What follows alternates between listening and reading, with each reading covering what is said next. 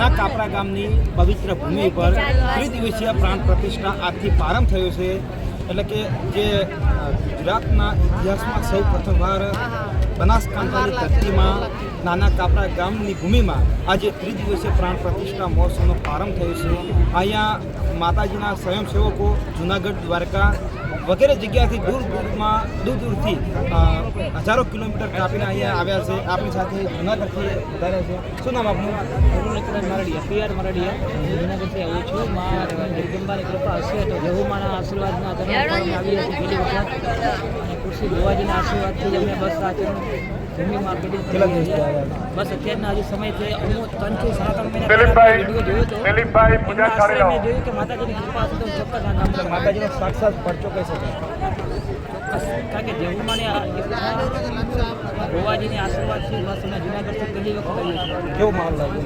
સરસ બહુ આનંદ છે. પહેલી જ વખત દુનિયામાં અમને બનાસમાં પાછો એટલે વિશ્વાસના આધારે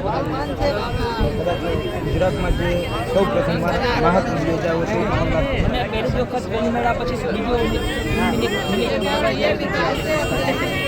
પરિવાર સાથે આવે એકલા? ના, હું ને મારા મમ્મી જોડે. એટલે આ હતા જૂનાગઢથી આવેલા માતાજીના સેવક છે. એટલે જૂનાગઢથી અહીંયા સ્વૈચ્છિક વિડીયોના માધ્યમથી અહીંયા આવ્યા છે. એટલે માતાજીનો સાક્ષાત પરચો જોવા મળ્યો છે. જૂનાગઢ હોય, દ્વારકા હોય, કચ્છ હોય વગેરેની જિલ્લામાંથી સ્વયંસેવકો માતાજીની સેવા કરવા માટે આવ્યા છે. લાખોની સંખ્યામાં જનમેદની ઉમટી પડી છે. કોઈનો વિલંબ ન કરવો પડે.